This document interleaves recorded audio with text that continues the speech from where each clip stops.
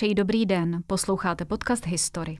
Jsem historička Taťána Součková a budu vás provázet dnešním dílem s názvem Politický vývoj v Rusku do roku 1917 a konec vlády Romanovců. V roce 1894 nastoupil na ruský trůn Mikuláš II., poslední panovník z dynastie Romanovců. Mikuláš II. Dával před panovnickými povinnostmi přednost klidnému rodinnému životu, v politických záležitostech byl nerozhodný a snadno podléhal tlakům ze strany různých názorových skupin. Ačkoliv si byl vědom svých povinností autokratického vládce, nebyl schopen unést tíhu tohoto titulu. Politicky navazoval na linii svého otce Alexandra III., která se nesla ve znamení vlády pevné ruky a nepřipouštěla žádné liberální novinky či kompromisy. Rusko se tak na přelomu století ocitlo v situaci, kdy jeho nejvyšší představitel odmítal jakékoliv změny, jež se však nezadržitelně hlásily o slovo, a to jak v politické sféře, tak v rámci hospodářského a společenského vývoje. V roce 1897 proběhlo v ruském impériu první a jediné sčítání obyvatelstva. Jeho výsledky ukázaly, že jen necelých 14 % obyvatel žilo ve městech. Mezi největší patřily Petrohrad, Moskva, Varšava, Oděsa, Loč, Riga a Kyjev. Zbytek populace tvořili obyvatelé vesnic, kteří se živili zemědělstvím. V rámci Ruské říše navíc žilo mnoho národů, mezi kterými se projevovaly velké rozdíly ve smyslu jejich sociálního či stavovského složení. Rusové tradičně disponovali elitou v podobě šlechty a inteligence, přesto i oni byli z větší části národem rolníků, což platilo také pro Ukrajince, Bělorusy nebo pro pobaltské národy. Většina ostatních národů neměla žádné nebo jen zanedbatelné šlechtické zastoupení. Navzdory tomu, že se ruské hospodářství během 19. století rozvíjelo pomaleji než v jiných evropských zemích, projevil se od druhé poloviny století v 90. letech a mezi lety 1906 až 1914 pozitivní vliv hospodářské konjunktury a Rusko v uvedených obdobích významně pokročilo. První období hospodářského růstu je spojeno s hrabětem Sergejem Juljevičem Witem, který v letech 1892 až 1903 zastával post ministra financí a intenzivně se věnoval právě modernizaci průmyslu, v níž viděl cestu, jak Rusku zajistit stabilní místo mezi světovými mocnostmi. Witte, který si byl vědom celkové zaostalosti ruské průmyslové výroby, prosazoval svou koncepci hospodářského rozvoje autoritářsky a bez ohledu na to, že úspěšná modernizace by měla být spojena s postupnou demokratizací a liberalizací země. Ministr sice přivedl do Ruska zahraniční investory, ale zvolil krajně necitlivý přístup k sociálním důsledkům masivních investic a budování velkých továren, především v Petrohradě a v Moskvě. Dělníci zde žili a pracovali často v katastrofálních podmínkách, což spolu s obecně vysokým daňovým zatížením obyvatelstva nakonec přivedlo Rusko na osudové rozcestí revoluce, čemuž předcházely neúspěchy ve válce s Japonskem, kterou Rusko vedlo od roku 1904. Neudržitelné sociální poměry panovaly v ruském impériu již od druhé poloviny 19. století a zejména dělníci ve fabrikách se opakovaně bouřili, což vedlo například k zákazu odborových organizací v roce 1874. Nespokojenost, umocněná porážkami ruské armády v bojích o vliv v Koreji a v Mandžusku, vyvrcholila v Petrohradě událostmi Krvavé neděle v lednu 1905. Car Mikuláš II. Již v prosinci 1904 vydal ukaz, tedy výnos, slibující umírněné reformy. Ten však nebyl přijatelný pro konzervativní politiky a nakonec ani pro liberály. Ve stejnou dobu organizoval pop Georgij Gapon, spolupracovník tajné policie a zároveň petrohradský dělnický předák, sepsání petice carovi, ve které dělníci žádali především zkrácení pracovní doby na 8 hodin a vyšší platy. Důležité však bylo, že petice požadovala také zásadní politické reformy, a to zejména svolání ústavodárného shromáždění, amnestii, pozemkovou reformu či svobodu tisku. V neděli 9. ledna se pokojný průvod protestujících dělníků vydal k Zimnímu paláci, aby carovi petici předal. Před branami paláce však začali vojáci střílet do davu, což vyústilo ve všeobecnou paniku. Odhady uvádějí, že na místě v důsledku střelby a rovněž ušlapání zahynulo asi 1000 lidí. Car nebyl svědkem těchto událostí, neboť se v Zimním paláci v osudný den nenacházel, což však nezabránilo tomu, aby pověst Mikuláše jako dobrotivého otce národa utrpěla vážnou ránu. Krvavá neděle odstartovala vlnu dalších stávek. Aktivizovaly se univerzity a demokraticky smýšlející inteligence, která vyzývala ke skoncování se samoděržavým. Z iniciativy liberálů byl v květnu vytvořen Svaz svazů. V jehož rámci se spojily jednotlivé profesní svazy, například lékařský, advokátní nebo učitelský, který byl nejpočetnější. Dělníci začali hromadně zakládat odborové organizace a revoluční sověty, v překladu rady. Jejichž cílem bylo koordinovat stávky a různé politické protestní akce. Důležitý byl především Petrohradský sovět, kde se prosadil radikální socialista a talentovaný řečník Lev Davidovič Trocký. V neruských oblastech říše, zejména v Polsku, Pobaltí, na Ukrajině či ve Finsku a na Kavkaze, navíc nabylo revoluční hnutí národnostní charakter. Kromě velkých měst se bouřili také rolníci, ruský venkov zachvátili požáry a drancování. Radikalizovaní rolníci se obraceli proti místním šlechticům a násilí bylo na denním pořádku. Vláda vyslala k potlačení venkovských nepokojů armádu, avšak i v řadách vojska panovala napjatá atmosféra. Do dějin se výrazně zapsala červnová vzpoura posádky křižníku Potěmkin, válečné lodi carského námořnictva operující v Černém moři. Vzpoura se stala předlohou slavného filmu režiséra Sergeje Michajloviče Eisensteina, natočeného v roce 1925. Celková situace v ochromené zemi byla neudržitelná, což přimělo cara, i když s velkou neochotou, k přípravám vytvoření nového zákonodárného orgánu. Mikuláš II. Se však nechtěl vzdát samoděržavné moci a přestože souhlasil s projektem státní dumy, mělo jít pouze o poradní sbor panovníka, volený na základě omezeného volebního práva, který neměl mít na konečné rozhodování cara žádný reálný vliv. Autorem takové podoby dumy ze srpna 1905 byl ministr vnitra Aleksandr Grigorjevič Buligin, přičemž již v říjnu bylo zřejmé, že navzdory pokusu o ústupek ze strany cara se Rusko čím dál tím více propadalo do politického a společenského chaosu.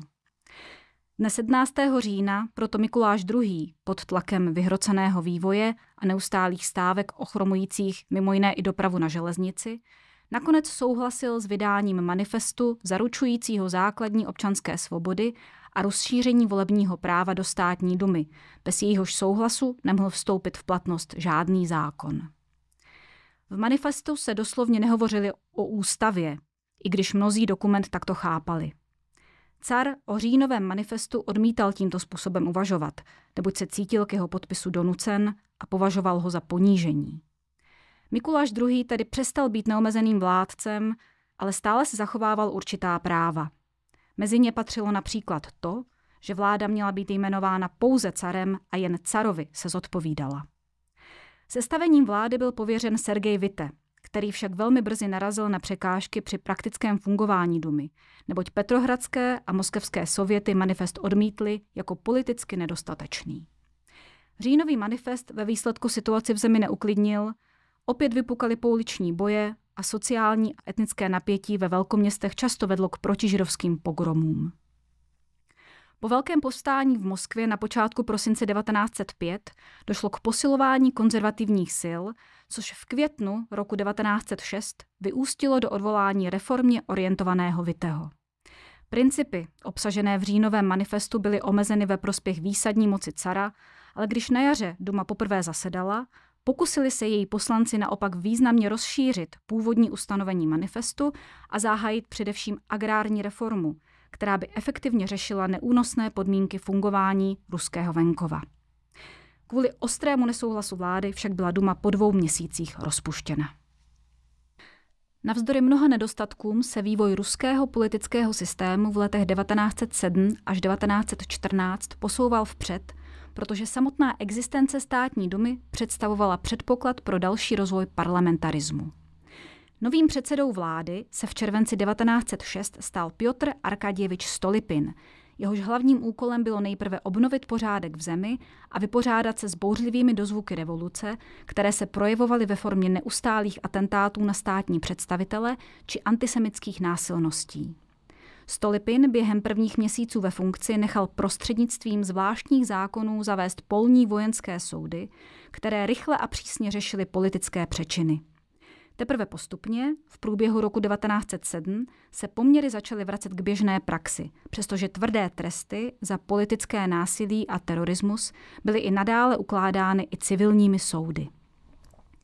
Jedním z hlavních cílů Stolypina, který měl jasnou vizi Ruska jako monarchie fungující na právním základě záruky základních občanských svobod, rovnosti před zákonem a dominantní výkonné moci, byla agrární reforma.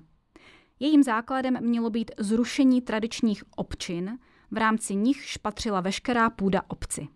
Lesy a pastviny využívali členové občiny společně, zatímco louky a pole byly vždy na určitý čas přidělovány jednotlivým rodinám v rozsahu odpovídajícím velikosti konkrétní rodiny.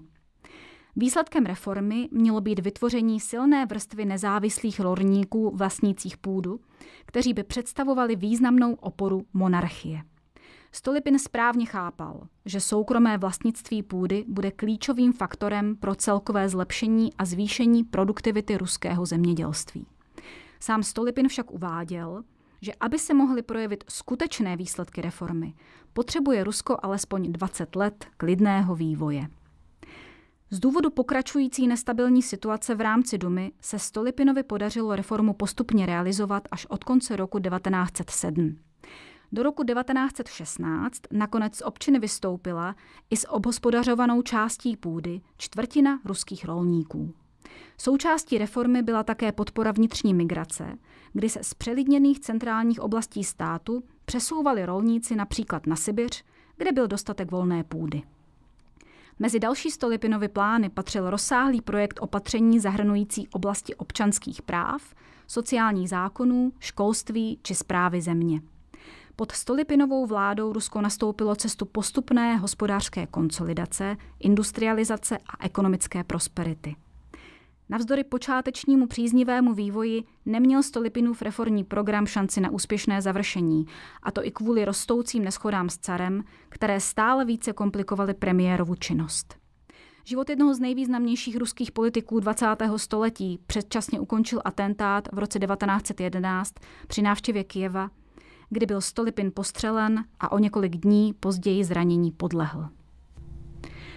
Ke specifikům vnitropolitického vývoje Ruska v tomto období neodmyslitelně patří postava Grigorije Jefimoviče Rasputina, údajně svatého muže, pocházejícího ze sibiřské Tobolské gubernie. Rasputin, původně obyčejný mužik, což je tradiční označení pro rolníka, v dospělosti prožil osvícení Duchem svatým a začal se projevovat jako bohem poslaný léčitel a mystická osobnost, která dokonce konala zázraky. Rasputin byl nepochybně přirozeně inteligentní člověk, který se uměl rychle a šikovně zorientovat ve společenských vztazích a navíc měl dar komunikace. O svých schopnostech dokázal okolí velmi sugestivně přesvědčovat, což mu postupně vyneslo značný úspěch a otevřelo cestu až do nejvyšších poschodí ruské společenské hierarchie, tedy na carský dvůr. Od roku 1905 byl Rasputin u carské rodiny pravidelným hostem, přičemž si v prvé řadě získal pozornost carevny Alexandry. Uvěřila Rasputinovi, že dokáže léčit a snad i úplně uzdravit jediného syna Mikuláše II. A Alexandry, careviče Alexeje, který trpěl po matce dědičnou hemofilií. Carští manželé měli kromě syna 4 starší dcery a otázka zdraví následníka trůnu byla pro budoucnost monarchie klíčová. Osobní vliv Rasputina na Alexandru a postupně i Mikuláše II. Vzrostl natolik, že začal zasahovat i do státnických záležitostí, což vyvolávalo pohoršení a nenávist politiků i šlechty. Poslední roky vlády Mikuláše II. Se nesly ve znamení neustálých excesů Rasputina a jeho kumpánů. Divoké pytky a společenské skandály tohoto nejbližšího rádce cara a Alexandry diskreditovaly carskou rodinu, což se závažně projevilo po vypuknutí první světové války. Jejího konce se však Rasputin nedožil, protože byl 17. prosince 1916 zavražděn spiklenci z řad nejvyšších dvorských kruhů. Po neúspěšné válce s Japonskem sledovala zahraniční politika především stabilizaci mezinárodní pozice Ruska, která by umožnila také konsolidaci vnitřních poměrů.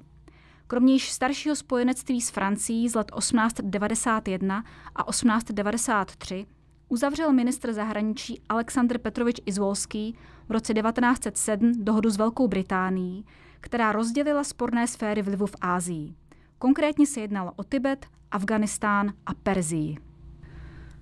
Rusko-francouzské i rusko-britské sbližování bylo reakcí na obnovení trojspolku v roce 1891 a stále expanzivnější politiku Německa, s nímž se však Rusko prostřednictvím ministra Izvolského snažilo udržovat vyvážené vztahy, neboť Němci byli hlavními ruskými obchodními partnery.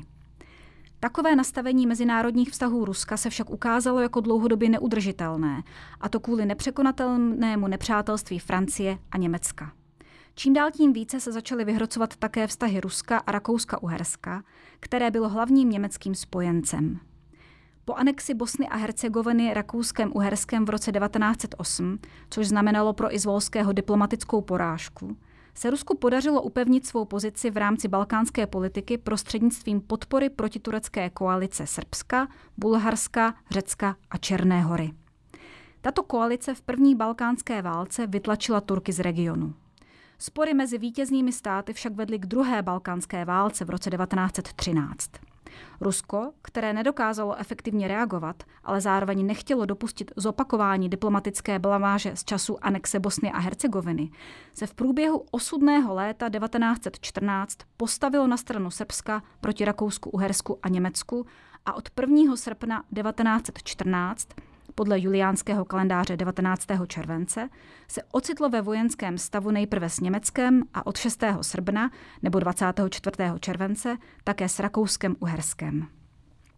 Rusko vstoupilo do první světové války rozhodně, veřejnost reagovala bezvýhradnou podporou cara a vlády. Mikuláš II. Svému národu slavnostně slíbil, že neuzavře mír, dokud na ruské půdě zůstane jediný nepřítel. Mobilizace probíhala bez problémů a pod rouškou všeobecného nacionalistického spojenectví ruská armáda dokonce zpočátku dosahovala první vojenské úspěchy, zejména postup v Haliči a Bukovině, což však bylo umožněno především nasazením hlavních německých sil na západní frontě proti Francii. Už v polovině roku 1915 se však situace začala měnit a bylo čím dál jasnější, že ruská armáda není schopna čelit armádám vyspělých států, proti nímž byla její nejsilnější zbraní pouze početnost. Vinou nedostatečné výzbroje, obrovských problémů se zásobováním, korupce a nefungujícího velení se v zemi začala vyhrocovat politická situace. Car, který před válkou odmítal reformy a nestihl uskutečnit ani reorganizaci a modernizaci armády, byl tváří v tvář prohrávajícím ruským vojákům bezradný. Mikuláš II. Rychleji než kdykoliv předtím ztrácel obecnou autoritu, přesto však odmítal situaci řešit.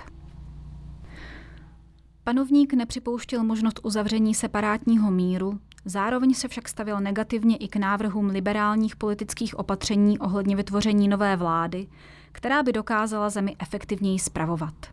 Car, který tradičně nepovažoval státní dumu za svého politického partnera a nadále se pokládal za samovládce, nedokázal vzniklé situaci čelit. Rusko začalo nezadržitelně směřovat k další revoluci, která v konečném důsledku znamenala definitivní rozchod s carismem. V roce 1916 se ještě carská armáda pokusila o zvrácení nepříznivého vývoje válečných operací, a to prostřednictvím Brusilovovy ofenzívy na ruské jihozápadní frontě proti Rakousku-Uhersku. Realizátor ofenzívy, generál Alexej Alexejevič Brusilov, sice dosáhl významného průlomu a úspěchu, avšak za cenu značných ztrát. Ruská armáda se probojovala až ke Karpatům, ale další pokusy o rozvinutí ofenzívy už nebyly úspěšné skrze německou pomoc svému spojenci. Brusilovova ofenzíva se zapsala do dějin jako poslední vítězství Ruska v první světové válce. Neochota cara Mikuláše II. Akceptovat změny, které sebou přineslo nové století a měnící se společenské, hospodářské a tím i politické poměry, dovedla monarchii v Rusku do finální krize. Pod tlakem okolností byl 2. března 1917 car Mikuláš II. Donucen abdikovat, čímž v Rusku skončila vláda dynastie Romanovců. Za pozornost děkuje a od mikrofonu se loučí Taťána Součková.